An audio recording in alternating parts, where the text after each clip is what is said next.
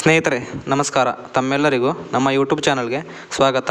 ಸ್ನೇಹಿತರೆ, ದೇಶದಲ್ಲಿ 3ನೇ ಬಾರಿಗೆ ದೇಶದ ಪ್ರಧಾನಿಯಾದಂತಹ ಶ್ರೀಯುತ ನರೇಂದ್ರ ಮೋದಿರವರು ಇದೇ ಜುಲೈ 23ರಂದು ನಿರ್ಮಲಾ ಸೀತಾರಾಮನ್ ಮಂಡಿಸುತ್ತಾ ಇರುವಂತಹ ಬಡ್ಜೆಟ್ನ ದೇಶದ 60 ವರ್ಷದ ಮೇಲ್ಪಟ್ಟ ಹಿರಿಯ ನಾಗರಿಕರಿಗೆ ಭರ್ಜರಿ ಬಂಪರ್ ಗಿಫ್ಟನ್ನು ನೀಡುತ್ತಾ ಇದ್ದಾರೆ. ಹಾಗೆ ನಿಮ್ಮ ಮನೆಯಲ್ಲಿ ಯಾರಾದರೂ 60 ವರ್ಷದ ಮೇಲ್ಪಟ್ಟ ಹಿರಿಯ ನಾಗರಿಕರು, ಅಜ್ಜ ಅಜ್ಜಿರು ಇದ್ದರೆ ತಪ್ಪದೇ ಈ ವಿಡಿಯೋಗೆ ಒಂದು ಲೈಕ್ ಮಾಡಿ ಮತ್ತು ವಿಡಿಯೋನ ಎಲ್ಲೂ ಸ್ಕಿಪ್ ಮಾಡದೆ ಪೂರ್ತಿಯಾಗಿ ನೋಡಿ. ಇಷ್ಟಕ್ಕೂ ಇದೇ ಜುಲೈ 23ರಂದು ಮಂಡಿಸ್ತಾ ಇರುವಂಥ ಬಡ್ಜೆಟ್ನಲ್ಲಿ ಹಿರಿಯ ನಾಗರಿಕರಿಗೆ ಏನೆಲ್ಲ ಕೊಡುಗೆಗಳನ್ನು ನೀಡಲಾಗ್ತಾ ಇದೆ ಎಂಬ ಕಂಪ್ಲೀಟ್ ಮಾಹಿತಿಯನ್ನು ಈ ವಿಡಿಯೋದಲ್ಲಿ ನೋಡೋಣ ಬನ್ನಿ ಸ್ನೇಹಿತರೆ. ಹಾಗಾದರೆ ಹಿರಿಯ ನಾಗರಿಕರಿಗೆ ಹಣಕಾಸಿನ ಅಗತ್ಯಗಳನ್ನು ಪೂರೈಸಲು ಸ್ಥಿರ ಆದಾಯದ ಹೂಡಿಕೆಗಳು ಅಥವಾ ಬಾಡಿಗೆ ಆದಾಯದ ಮೇಲೆ ಅವಲಂಬಿತರಾಗಿದ್ದಾರೆ. ಇದೊಂದು ಇಲ್ಲಿ ಪ್ರಮುಖ ಅಂಶವಾಗಿದೆ. ಇತರರಿಗೆ ಹೋಲಿಸಿದಾಗ ಇವರಿಗೆ ಹೆಚ್ಚು ನೆರವು ಹಾಗೂ ಮಾರ್ಗದರ್ಶನ ಬೇಕಾಗಿದೆ ಸ್ನೇಹಿತರೆ.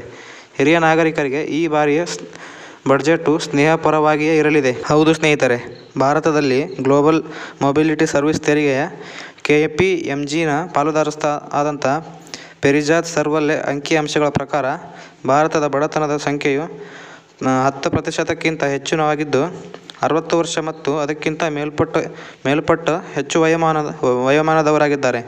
ಹಿರಿಯ ನಾಗರಿಕರಿಗಾಗಿ ಇರುವಂಥ ಕೆಲವೊಂದು ಯೋಜನೆಗಳಾದಂಥ ಪ್ರಧಾನಮಂತ್ರಿ ವಯೋವಂದನಾ ಯೋಜನೆ, ಆಯುಷ್ಮಾನ್ ಭಾರತ ಮುಂತಾದವುಗಳ ಮೇಲೆ ಗಮನವನ್ನು ಇಟ್ಟುಕೊಂಡು ಕೇಂದ್ರ ಸರ್ಕಾರವು ಈ ಬಾರಿ ಬಡ್ಜೆಟಲ್ಲಿ ಕೆಲವೊಂದು ಮಾರ್ಪಾಡನ್ನು ಮಾಡಬಹುದು ಎಂದು ನಿರೀಕ್ಷಿಸಲಾಗಿದೆ. ಹಾಗಾದರೆ ಸ್ನೇಹಿತರೆ, ಏನದು ನೋಡ್ತಾ ಹೋಗೋಣ. ಪ್ರಮಾಣಿತ ಕಡಿತದಲ್ಲಿ ಹೆಚ್ಚಳ. ಹೌದು, ಹೊಸ ಮತ್ತು ಹಳೆಯ ತೆರಿಗೆ ಪದ್ಧತಿ ಅಡಿಯಲ್ಲಿ ಸ್ಟ್ಯಾಂಡರ್ಡ್ ಡಿಡಕ್ಷನ್ಗೆ ಪ್ರಸ್ತುತ ಮಿತಿಯು 50,000.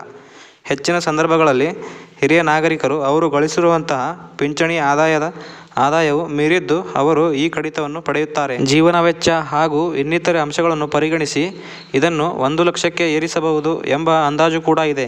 ಇನ್ನು ಎರಡನೇದಾಗಿ ಸೆಕ್ಷನ್ 80 TP ಅಡಿಯಲ್ಲಿ ಕಡಿತದ ಮಿತಿಯಲ್ಲಿ ಹೆಚ್ಚಳ. ಅಂದರೆ ಸ್ನೇಹಿತರೆ, ಈ ಬಾರಿ ಬಡ್ಜೆಟ್ನಲ್ಲಿ ಇದನ್ನು 1 ಲಕ್ಷಕ್ಕೆ ಕೂಡ ಏರಿಸಬಹುದು ಎಂದು ಸರ್ವಲ್ಲ ಹೇಳ್ತಾರೆ. ಇನ್ನು ಮೂರನೇದಾಗಿ ಮನೆ ಬಾಡಿಗೆ ಮೇಲೆ ತೆರಿಗೆ ಕಡಿತ. ಹೌದು, ಮನೆ ಬಾಡಿಗೆಯಲ್ಲಿ ಅಂದರೆ ಮನೆಯಲ್ಲಿ ವಾಸಿಸಿರುವಂಥ ಹಿರಿಯ ನಾಗರಿಕರಿಗೆ ಆರ್ಥಿಕ ಒತ್ತಡವನ್ನು ಕಡಿಮೆ ಮಾಡುವಂತಹ ನಿಟ್ಟಿನಲ್ಲಿ ಅದಕ್ಕೆ ಪರಿಹಾರ ಮತ್ತು ಅವರು ವಸತಿ ವೆಚ್ಚದಲ್ಲಿ ಸ್ಥಿರತೆಯನ್ನು ಒದಗಿಸುವ ಯೋಜನೆ. ಇನ್ನು 4ನೇದಾಗಿ ಆರೋಗ್ಯ ಪ್ರೀಮಿಯಂ ಕಡಿತಗಳಲ್ಲಿ ಹೆಚ್ಚಳ. ಆರೋಗ್ಯ ಮತ್ತು ಯೋಗಕ್ಷೇಮವನ್ನು ಕಾಪಾಡಿಕೊಳ್ಳುವ ನಿಟ್ಟಿನಲ್ಲಿ ಹಿರಿಯ ನಾಗರಿಕರಿಗೆ ಹೆಚ್ಚಿನ ಬೆಂಬಲದ ಅಗತ್ಯವಿರುವಂಥ ನಿಟ್ಟಿನಲ್ಲಿ ಈ ಪ್ರೀಮಿಯಂ ಕಡಿತಗಳಲ್ಲಿ ಹೆಚ್ಚಳ ಮಾಡಿರುವ ಸಾಧ್ಯತೆ ಇದೆ.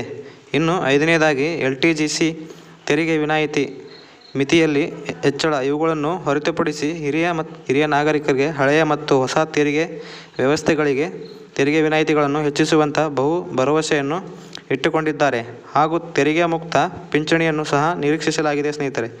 ಈ ಮಾಹಿತಿ ನಿಮಗೆ ಇಷ್ಟ ಆಗಿದೆ ಎಂದು ಭಾವಿಸುತ್ತೇನೆ. ಧನ್ಯವಾದಗಳು.